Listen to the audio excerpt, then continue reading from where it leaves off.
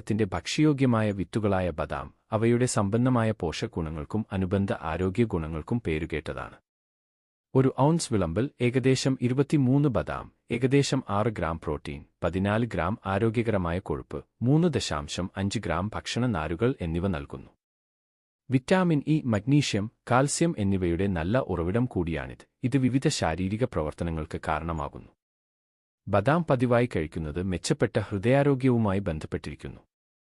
ബദാമിലെ monounsaturated കൊഴുപ്പുകളും ആന്റിഓക്സിഡന്റുകളും കുറഞ്ഞ സാന്ദ്രതയുള്ള lipoprotein (LDL) cholesterol അളവ് കുറയ്ക്കാൻ സഹായിക്കും, അതുവഴി ഹൃദ്രോഗ സാധ്യത കുറയ്ക്കും.